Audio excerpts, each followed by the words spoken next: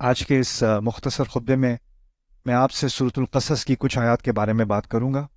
ان آیات کا تعلق موسیٰ علیہ السلام کے قصے سے ہے۔ سورۃ القصص میں موسیٰ علیہ السلام کا قصہ ایک منفرد طریقے سے بیان کیا گیا ہے۔ ان کی حیات کا وہ حصہ جو نبوت کا منصب ملنے سے پہلے تھا، جس کی اپنی خاص اہمیت ہے، اس کے بارے میں سورۃ القصص میں خاص بات کی گئی ہے۔ اس کی طرف حوالہ سورۃ طٰہٰ میں اور مقامات پر بھی کیا گیا ہے، لیکن جس تفصیل میں اللہ تعالیٰ نے سورۃ القصص میں بات کی اور مقامات میں نہیں ہے۔ یہاں پر خاص ایک چھوٹا سا لمحہ ہے ان کی زندگی کا، اور ایک واقعہ ہے، اس میں بہت ساری ہدایات مضمر ہیں، اور ان میں سے کچھ ہدایات کی طرف آج میں اشارہ کروں گا اس خطبے میں انشاءاللہ۔ پہلی بات یہ ہے کہ ان کی جو پرورش ہوئی ہے وہ ایک ایسے گھرانے میں، فرعون کے گھرانے میں ہوئی ہے، لیکن سب کو معلوم ہے، فرعون کے ارد گرد سب کو معلوم ہے کہ ان کی نسل فرعون کی نسل نہیں ہے۔ رنگت ان کی مختلف ہے، اور ان کی رنگت اور شکل اور ان کی جو جینز ہیں وہ بنو اسرائیل کے لوگوں جیسی ہیں۔ اور یہ جاننا بہت ضروری ہے کہ سب کو معلوم تھا کہ یہ فرعون کی اپنی اولاد نہیں ہے، ان کو لے لیا گیا، اڈاپٹ کر لیا گیا ہے، لیکن وہ اس گھرانے کے نہیں ہیں۔ یعنی اس طرح سے سمجھ لیں کہ ان کو ایک طرح سے تو بادشاہی مقام مل گیا، اب وہ ایک شہزادے کی زندگی گزار رہے ہیں کیونکہ فرعون ان سے محبت کرتا ہے، لیکن جو پولیس والا ہے، جو سیکیورٹی والا ہے، جو نوکر ہے، اور جو سارے جرنیل وغیرہ ہیں جن کا واقعی میں مقام ہے اس سوسائٹی میں، اور وہ غلام قوم سے نہیں ہے، وہ حکمران قوم سے ہیں، ان کو صرف ایک غلام قوم کا فرد ہے جس سے عزت سے بات کرنی پڑتی ہے، اور وہ ہے موسیٰ علیہ السلام۔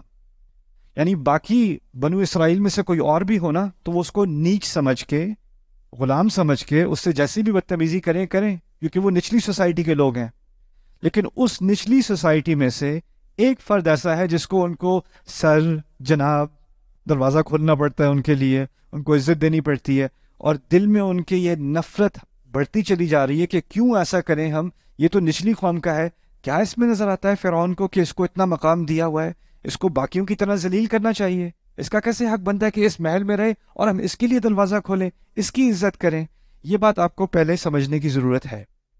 دوسری بات کہ اللہ تعالیٰ نے اپنی تدبیر کے تحت موسیٰ علیہ السلام کو اپنی جو حقیقی ان کی ماں ہیں ان سے دوبارہ ملا دیا تھا، اور اس بات سے یہ بات بھی سامنے اشارے میں ظاہر ہو جاتی ہے، کنایے کے ذریعے ظاہر ہو جاتی ہے کہ ان کو اسلام میں ہی پرورش دی گئی۔ اب وہ ہم اپنے دین کو جانتے ہیں، اور وہ یہ بھی جانتے ہیں کہ وہ کون سی امت کا حصہ ہے، اور وہ ایک طرف تو وہ ایک محل میں ان کی پرورش ہو رہی ہے، لیکن وہ یہ بھی جانتے ہیں کہ ان کی امت کے لوگ بنی اسرائیل ہیں، اور وہ سب غلام ہیں، اور ان پر روزانہ ظلم ہوتے ہیں، ان کو مارا پیٹا جاتا ہے، ان سے زیادہ کام لیا جاتا ہے، ان کو اس کی اجرت نہیں دی جاتی، ان میں سے لاکھوں کی تعداد میں قتل بھی کر دیے جاتے ہیں۔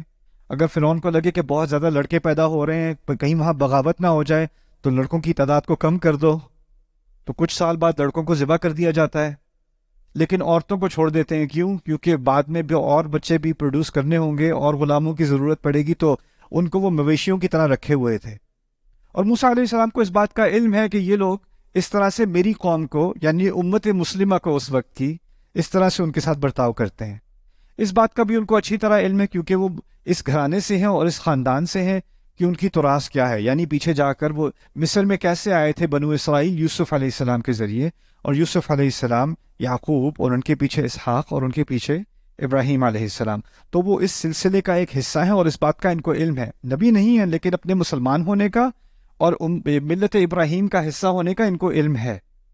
اچھا، اس سارے علم کے باوجود اب وہ، کیونکہ ان کی سچویشن ایسی ہے، ماحول ایسا ہے، تو وہ اب محل میں ایک شہزادی کی زندگی گزار رہے ہیں، نوجوانی کی عمر میں۔ اور اس عمر کے بارے میں اللہ تعالیٰ نے ایک تبصرہ کیا ہے جب وہ اس محل میں رہ رہے تھے۔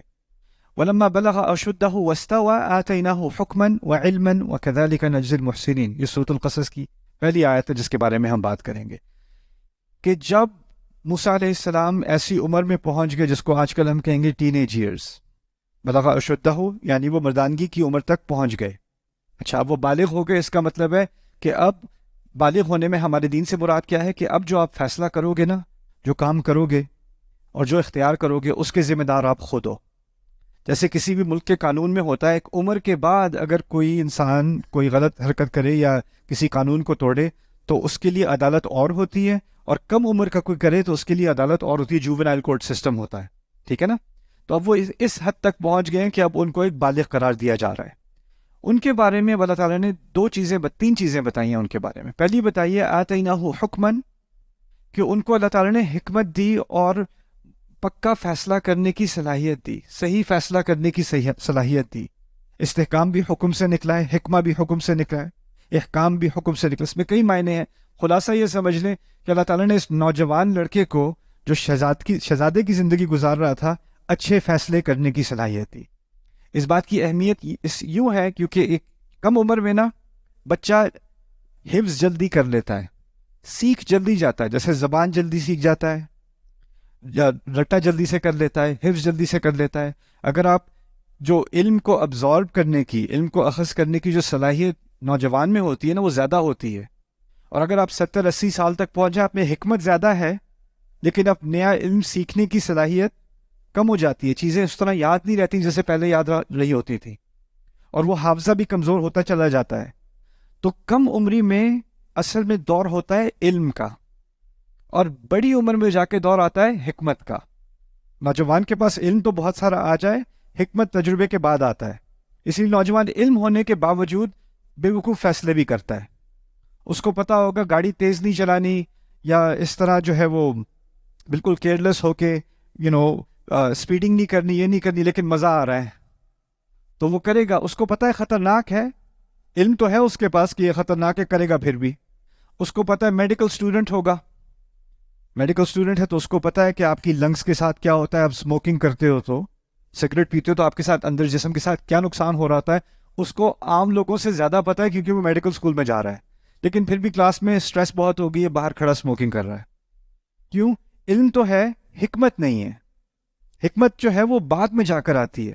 خاص ایک خصوصیت، اور خاص کر جس ینگ لڑکے کے پاس، ایک تو اس کے بارے میں یہ بھی کہہ دیا کہ وہ اس عمر میں پہنچے، نوجوانی کی عمر میں، جب ہم سارے بے وقوفیاں کرتے ہیں۔ اس کے بعد کہا وستوا، وستوا سے مراد ہے کہ وہ جسم کے بڑے تگڑے تھے، قوی تھے، تو اب وہ جسمانی ان کے پاس بھی قوت ہے، عمر بھی نوجوان ہے، زندگی بھی شہزادے والی ہے، جو چاہیں کریں، جتنا پیسہ ہے، کوئی چیز حرام نہیں ہے، کوئی ان کو کچھ روک نہیں سکتا، ہر طرف سے ان کے لیے دروازے کھلے ہوئے ہیں، جو کرنا چاہے کرے۔ اب آپ اندازہ کرو کسی سوسائٹی میں کوئی ینگ لڑکا ہو، اس کے پاس ملینز ہوں، اربوں روپے ہوں اس کے پاس، قانون اس کو روک نہیں سکتا کیونکہ اس کے پاس ایک اونچا سٹیٹس ہے، اور جسم کا بھی وہ طاقتور ہے، کیسی حرکتیں کرے گا وہ؟ آپ کیسی حرکتیں کس نے دیکھو گے اس کو؟ جہاں جہاں میں دنیا میں گیا ہوں، جہاں میں نے دولت مند نوجوان دیکھے ہیں، آپ کو ایک ہی صورتحال ملے گی، اور ایک چیز جو نظر نہیں آئے گی نا عام طور پہ، وہ حکمت ہوگی۔ یہاں تک کہ ان کے والدین ان کو سب سے بڑی بڑی یونیورسٹیز میں بھی ڈال دیں گے، دنیا کے اعلیٰ ترین علمی اداروں میں امیر بچے جاتے ہیں، علم تو ان کو وہاں مل جاتا ہے، لیکن وہاں بھی آپ دیکھو گے ان کی حرکتیں جو ہیں نا، ان میں حکمت کوئی نہیں ہے۔ خاص اللہ تعالیٰ نے موسیٰ علیہ السلام کے بارے میں بتایا ہے کہ اس عمر میں پہنچے، علم سے پہلے حکمت کا ذکر کیا، آتیناہ حکمن و علمن، یہ نہیں کہا آتیناہ علمن و حکمن۔ عام انسان کے لیے علم پہلے آتا ہے، آگے کہیں جا کے حکمت آتی ہے، اور جب دولت اور قوت اور موقع اور اقتدار یہ ساری چیزیں اکٹھی ہو جائیں، وہ بھی نوجوان عمر میں، تو حکمت کا دروازہ بند ہو جاتا ہے۔ لیکن موسیٰ علیہ السلام کو ایک خاص تحفہ دیا گیا اللہ تعالیٰ کی طرف سے کہ کم عمری میں بھی ان کو حکمت دی گئی۔ یہ رسالت سے پہلے کی بات ہے، ابھی وہ رسول نہیں بنے، رسول جا کر بنیں گے جب طور پر جائیں گے، جب پہاڑ پر جائیں گے، جب آگ دیکھیں گے، وہاں پر ہم کلامی ہوگی اللہ تعالیٰ سے، وہاں پر رسالت کا منصب ان کو ملے گا۔ ابھی بس یہ ایک نوجوان ہے، ایک مسلمان نوجوان ہے، جس کو اللہ تعالیٰ نے اپنی طرف سے ایک تحفہ دیا ہے، حکمن، اور اس کے ساتھ ایک اور تحفہ دیا ہے وہ علمن، اور علم بھی دیا ہے۔ اور یہ بھی بہت اہم ہے سمجھنا، کیونکہ اس دور میں دنیا کی اعلیٰ ترین یونیورسٹی، دنیا کی اعلیٰ ترین سوسائٹی، جس میں دنیا جہاں سے لوگ اپنے شہزادے، اپنے امیر، اپنے بچوں کو اعلیٰ تعلیم حاصل کرنے کے لیے بھیجتے تھے، وہ مصر تھا۔ مصر تمدن کا سب سے اعلیٰ مقام تھا دنیا میں، اسی لیے فرعون اس کے بارے میں کہا کرتا تھا وَيَذْهَبَ بِطَرِيقَتِكُمُ الْمُثْلَىٰ۔ تو وہ موسیٰ بعد میں جب رسالت کی بات آئی تھی تو فرعون نے کہا تھا کہ مجھے تو ڈر ہے کہ یہ تمہاری یہ ساری سوسائٹی جس کی باقی سب مثالیں دیتے ہیں، اس کو غائب کر دے گا، اس کی بات مت سنو، ہم اس مقام تک پہنچے ہیں، اس کی بات سنو گے تو یہ سارا مقام، ساری ترقی غائب ہو جائے گی، لوگ ہماری مثالیں پھر نہیں دیں گے۔ یذهب بطریقتکم المثلی۔ تو علم بھی جو دیا اللہ تعالیٰ نے موسیٰ علیہ السلام کو، وہ صرف دین کا علم نہیں دیا، سیاست کا علم، سوسائٹی کا علم، اس وقت کے جدید علوم کا علم، ہر طرح کا علم، اس کی جو ایکسیس تھی ان کے پاس، جس طرح سے ان کے پاس وہ موجود تھا اور اس کے ذرائع ان کے سامنے تھے، وہ کسی اور عام آدمی کے سامنے نہیں تھے. تو آتیناہ حکمن و علمن. اچھا، یہ یہاں تک تو بات ہو گئی موسیٰ علیہ السلام کی خاص عجیب اور بڑی خوبصورت زندگی کے بارے میں شروع کے سالوں میں. لیکن اس کی اس آیت کی انتہا میں اللہ تعالیٰ نے ہم سے خطاب کیا ہے. قصہ ان کے بارے میں، بات ہم سے ہو رہی ہے، اور کہتے ہیں وَكَذَلِكَ نَجْزِي الْمُحْسِنِينَ. اور جو بھی بہترین کرنے کی کوشش کرتا ہے ہم اس کو اسی طرح جزا دیتے ہیں. یعنی بات ایک شخص کی ہو رہی جو ہزاروں سال پہلے اس کے ساتھ اللہ تعالیٰ نے نوجوانی میں اس کو حکمت دی اور علم دیا، اور اب کہا اور اس طرح کی نعمتیں میں ہر اس انسان کو دینے کو تیار ہوں جو بہترین کرنے کے لیے سامنے آ جائے. جو احسان کرے گا اس کے لیے دروازہ کھلا ہے اللہ تعالیٰ کی طرف سے. تو کوئی بھی نوجوان یہ نہیں کہہ سکتا کیونکہ میں ابھی کم عمر میں ہوں اس لیے تھوڑی نادانی ہے میرے اندر. ہم بھی کہتے ہیں اپنے بچوں سے نا، ابھی تو 20 سال کا ہے، تھوڑی نادانی کی عمر ہے، خیر ہے، ابھی تو کچھ حرکتیں ایسی کرنے دو، ابھی بچہ ہے. اور ہمارے یہاں تو 28 کا بھی ہوا ہے، ابھی بچہ ہے، چھوڑو جی بچے ہیں. یہ بچہ بچہ کر کے ہم نے وہ جو احسان کا تحفہ اللہ تعالیٰ نے دینا تھا نا، کہ اگر ہم اپنے بچوں کو، اپنے ینگ لڑکوں کو خاص کر ان کو انکریج کریں، بلکہ لڑکیوں کو بھی، کہ اپنا بہترین کرو، پڑھائی کرنی ہے تو بہترین کرو، کام کرنا ہے تو بہترین کرو، ہر چیز میں احسان کرو. اور جب محسن بنو گے، جب ہر چیز میں بہترین کرنے کی کوشش کرو گے، تو پھر اللہ تعالیٰ یہ دروازے کھولتا ہے. یہاں ایک اور سوال بھی پیدا ہوتا ہے، اور وہ یہ ہے کہ جب آپ کے پاس پیسہ ہو، محل ہو، اس سے بڑا محل کہاں ملے گا؟ فرعون کے محل سے بڑا محل کہاں ملے گا؟ آپ کے پاس نوجوانی ہے، پیسہ ہے، قوت ہے، اقتدار ہے، تو اب تو بیٹھو آرام سے. اب کیا کرنے کی ضرورت ہے؟ جس کے پاس یہ چیزیں نہیں ہوتی، وہ اتنی کوششیں کر کے، محنت کر کے، تعلیم حاصل کر کے خواب دیکھتا ہے کہ ایک دن گھر ہوگا، گاڑی ہوگی، یہ چیزیں ہوں گی. وہ سب چیزیں تو ان کو نوجوانی میں ہی آ گئی. اب جب جس کے پاس ساری چیزیں ہوتی ہیں نا پہلے سے ہی، اس کے اندر موٹیویشن نہیں رہتی میں کروں بھی تو کیوں کروں، مجھے کیا ضرورت ہے کرنے کی، کام محنت کرنے کی ضرورت تو باقی سب کو ہے، مجھے تو اب ضرورت نہیں رہی. لیکن اللہ تعالیٰ نے ان کے بارے میں کہا ہے محسنین، وَكَذَلِكَ نَجْزِي الْمُحْسِنِينَ. اشارہ ہے کہ وہ بھی محسنین میں سے تھے علیہ السلام، موسیٰ علیہ السلام. یعنی یہ سب چیزیں ہونے کے باوجود ان کو پتہ تھا ان میں سے کوئی بھی چیز میری زندگی کا مقصد نہیں ہے، میری زندگی کا مقصد کچھ اور ہے، اور مجھے اس کی طرف بہترین کام کرنے کی کوشش کرنی ہے.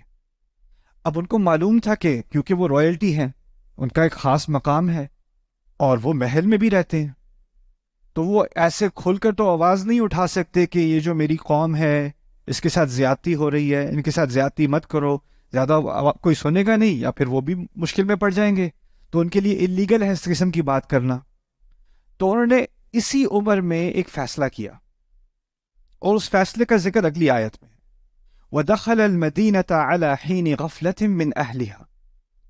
وہ شہر کے اندر داخل ہوتے ہیں اس وقت پر جب باقی سب سو رہے ہوتے ہیں. اس کو عربی میں قیلولہ کہتے ہیں، یعنی دوپہر کے ٹائم گرمی بہت زیادہ ہو جاتی تھی، تو غلاموں سے وہ کام کرواتے تھے، کنسٹرکشن وغیرہ کا، تعمیر وغیرہ کا کام کرواتے تھے.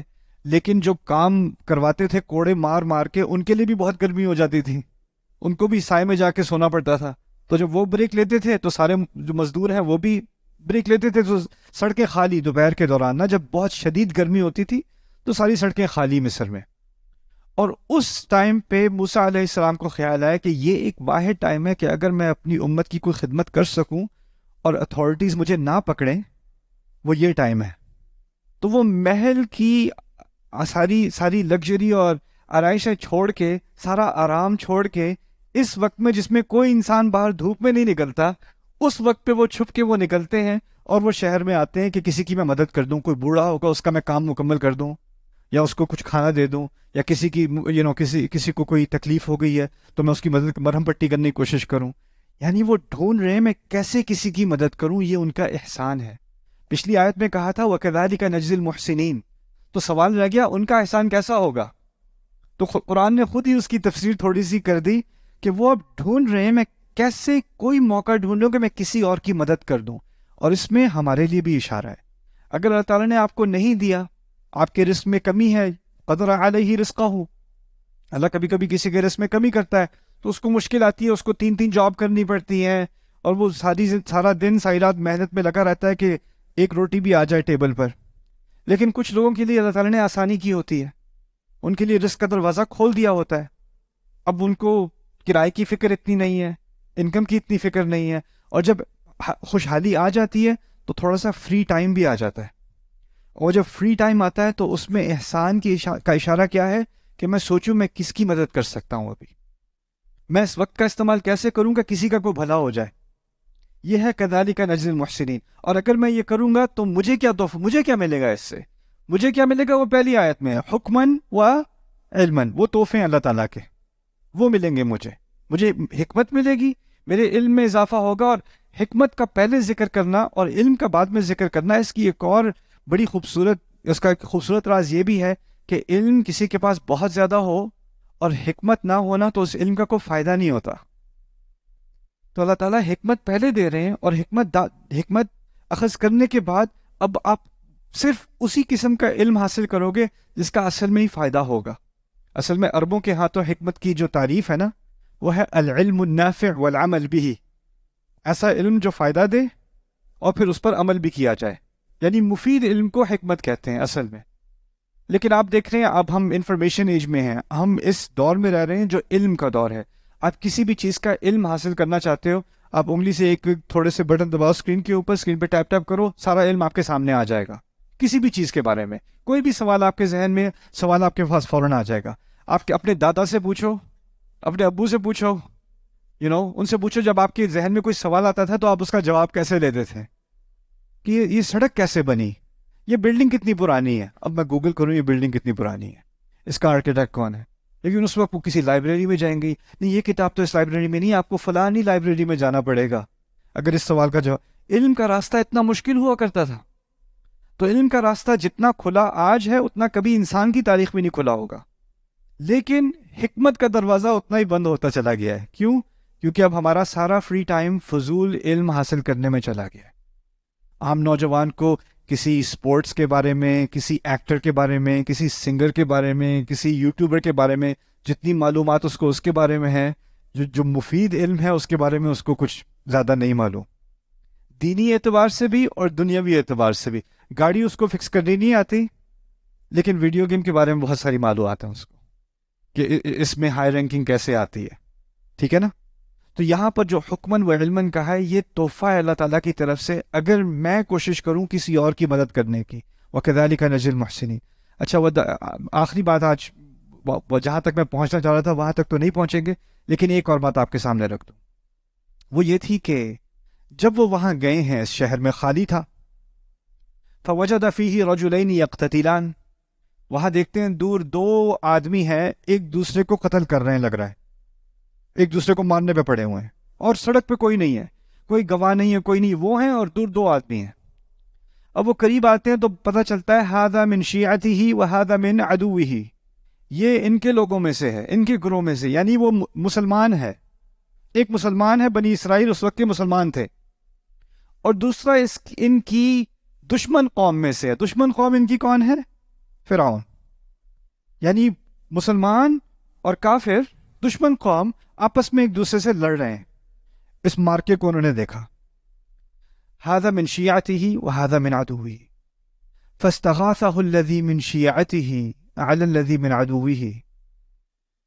تو جو ان کے گروہ میں سے تھا اس نے ان سے بڑی فریاد کر کے مدد مانگی اپنے ان کے دشمن کے خلاف.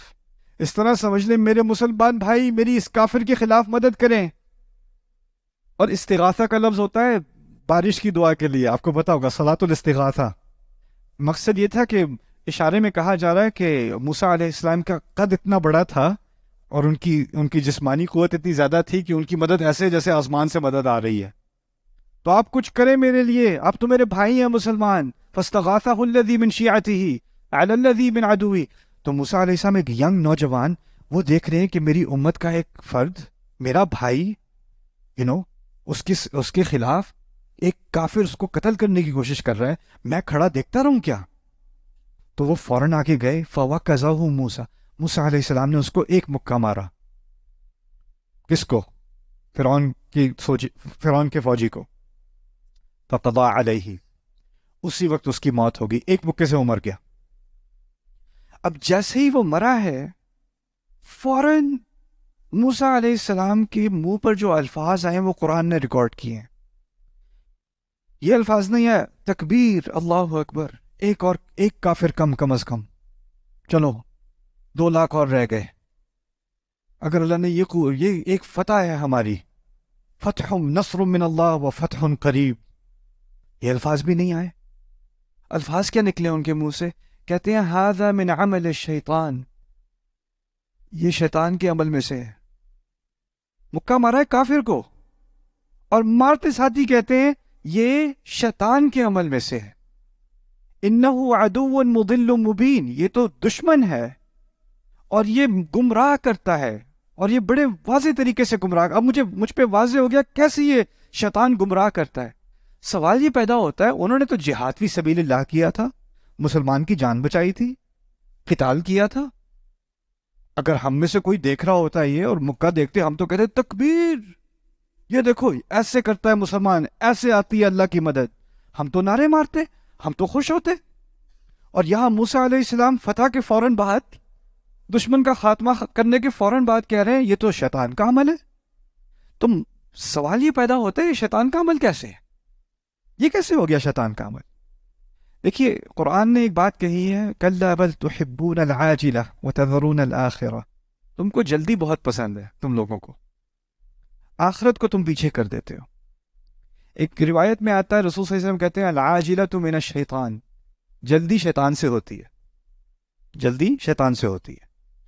آپ کا مسلمان بھائی آپ سے مدد مانگ رہا ہے اور کافر اس سے لڑ رہا ہے، کیا آپ کے پاس 100% معلومات ہیں کہ کافر غلط ہے اور آپ کا مسلمان بھائی صحیح ہے؟ کیا مسلمان ہونے سے اس بات کی ضمانت ہو جاتی ہے کہ وہ مجرم نہیں ہو سکتا، یا اس کی غلطی نہیں ہو سکتی، یا وہ چور نہیں ہو سکتا، یا وہ قاتل نہیں ہو سکتا؟ یہ کہ اس کی بات کی کوئی ضمانت ہے کیا؟ آپ کے پاس ساری معلومات نہیں ہے۔ اگر کوئی آپ کی قوم میں سے ہے، آپ کی فیملی میں سے ہے، آپ کے گھرانے میں سے ہے، آپ کے گاؤں میں سے ہے، کیا اس کا مطلب یہ ہے کہ وہ صحیح ہے؟ اور جس سے آپ کی چڑ ہے، یا جس سے آپ کی لڑائی ہے، یا جس کو آپ پسند نہیں کرتے، کیا اس بات کی ضمانت ہے کہ وہ غلط ہے؟ نہیں۔ لیکن دوسری بات یہ ہے کہ دیکھیں، کیونکہ وہ مصر میں رہتے ہیں نا، تو لاکھوں دفعہ دیکھا ہوگا کہ کتنے فوجی، کتنے انیسنٹ قسم کے لوگ جنہوں نے کوئی جرم بھی نہیں کیا ہوا، ان کے ساتھ کتنی زیادتیاں ہزاروں دفعہ دیکھی ہوں گی انہوں نے، ہزاروں دفعہ۔ اب وہ 1001 دفعہ دیکھ رہے ہیں تو کہہ رہے ہوں گے 1000 دفعہ دیکھ چکا ہوں، وہی بات جو پہلے ہوتی ہوگی وہی ابھی بھی ہو رہی ہوگی، اسی لیے تو انہوں نے جلدی کی۔ وہ تو کہیں گے یہ تو میں نے کتنی دفعہ، بے شمار دفعہ دیکھا ہے اور میں کچھ کر نہ سکا، سب گواہ تھے، آج ایک موقع ملا تو میں کچھ کر تو سکتا ہوں نا، تو کچھ تو میں کروں۔ یعنی ان کی نیت میں کوئی خلل نہیں ہے، لیکن جو حکمت یہاں سکھائی جا رہی ہے کہ آپ نے ایک ہی چیز 1000 دفعہ بھی دیکھی ہو، 10,000 دفعہ بھی دیکھی ہو، ہر کیس الگ ہوتا ہے، ہر صورتحال الگ ہوتی ہے۔ اگر کوئی جج ہے، وہ 20 سال سے جج ہے، اس نے بہت سارے کیسز دیکھے ہیں، اس کے پاس ایک نیا کیس آتا ہے، وہ بندے کی شکل کہتا ہے میں تو بندے کی شکل دیکھ کے بتا دیتا ہوں کہ اس نے جرم کیا ہے۔ اگر جج ایسا ہونا تو اس کو جج نہیں ہونا چاہیے، کیونکہ وہ کیا کر رہا ہے، اپنے سابقہ تجربے کی بنیاد پر وہ گمان کر رہا ہے کہ یہ کیس کیسا ہوگا، اور یہ انصاف کے خلاف ہے۔ موسیٰ علیہ السلام نے جو اپنا اقدام کیا نا، وہ تمام معلومات لینے سے پہلے کیا، جلدی کر دی، جذبات میں آ گئے، سوچا کہ جب اتنی زیادہ دفعہ میں نے اس قسم کی زیادتی دیکھی ہے تو یہ بھی اسی کی ایک مزید مثال ہوگی، اور یہ سب، اور جذبہ اچھائی کا تھا، لیکن شیطان بھی کبھی کبھی اچھائی کا جذبہ استعمال کر کے آپ سے کام نکلواتا ہے، اور یہ حکمت قرآن نے سکھا دی، ھذا من عمل الشیطان۔ اور پھر اب سمجھ میں آتا ہے جب اللہ تعالیٰ نے کہا تھا نا کہ ان کو حکمت دی تھی، اس قصے کے شروع میں بھی کہا تھا نا حکمت دی تھی انہیں، یعنی انسان غلطی کرے اور اس کو فوراً سمجھ میں آ جائے کہ یہ اصل میں بہت بڑی کیا تھی، غلطی تھی، اس سے بڑی حکمت کیا ہوگی، اس سے بڑا علم کیا ہوگا، فوراً اس بات کا خود ہی اعتراف کر لیتے ہیں کہ یہ شیطان کا عمل ہے۔ اب ایک آخری مسئلہ رہ گیا، خطبہ لمبا ہو گیا ہے لیکن آخری مسئلہ ورنہ بات آدھی رہ جائے گی۔ وہ کیا ہے کہ اگر کوئی غلط حرکت کرتا ہے، غلطی ہو جاتی ہے کسی سے، کسی کے ساتھ زیادتی بھی ہو جاتی ہے، اور پھر آپ کہیں یہ جی بس شیطان کا اثر آ گیا تھا میرے اوپر. یہ شیطان جو ہے نا یہ بہت ہی ذلیل مخلوق ہے، اس کی مجھے بھی اس سے بڑی نفرت ہے. میں نے نہیں کیا تھا، اصل میں یہ شیطان کا اثر تھا. اب آپ شیطان کو مل کے کوستے ہیں، سارا کام، ساری جو جڑ ہے خرابی کی وہ شیطان ہی ہے. اس سے کیا ہوتا ہے، انسان کہتا ہے کہ شیطان کی وجہ سے ہوا، یہ تو شیطان کے اعمال میں سے ہے. تو اس طرح سے سمجھے کہ میں نے اپنے اوپر سے ذمہ داری اٹھا دی اور ساری ذمہ داری کس پہ ڈال دی؟ شیطان پہ. اس نے کیا. ھذا من عمل الشیطان انہ عدو مضل مبین. فوراً اگلی آیت میں خود ذمہ داری لیتے ہیں، کہتے ہیں ربی انی ظلمت نفسی فاغفر لی، میں نے اپنے نفس پر خود ظلم کیا، میں نے کیا ظلم، مجھے معاف کیجیے. یعنی شیطان تو ہے، لیکن ان کو اچھی طرح اس بات کا علم ہے کہ قیامت کے دن وہ یہ نہیں کہہ سکیں گے یہ تو شیطان تھا میرے رب، میں تھوڑی تھا.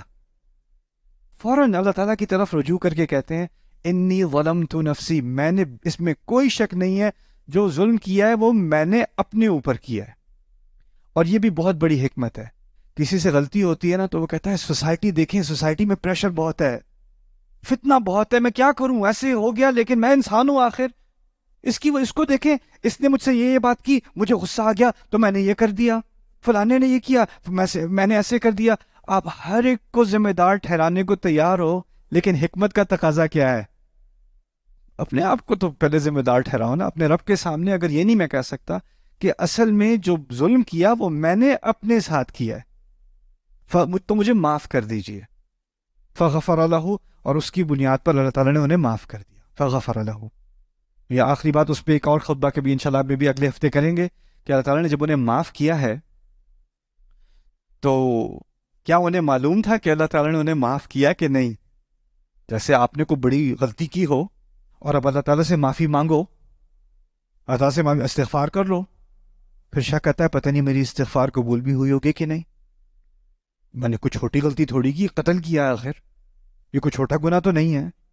میں نے اعتراف تو کر لیا غلطی میری تھی، معافی تو میں نے مانگ لی، لیکن اللہ تعالیٰ کی طرف سے کوئی وحی تو نہیں آنی ابھی کہ چلو تمہاری توبہ اچھی تھی، قبول، اب تم اپنی زندگی میں آگے کی سوچو، اب اس کے بارے میں بار بار سوچنا چھوڑ دو، شک کرنا چھوڑ دو کہ میں نے معاف کیا یا نہیں کیا، اس کی فکر تم چھوڑ دو.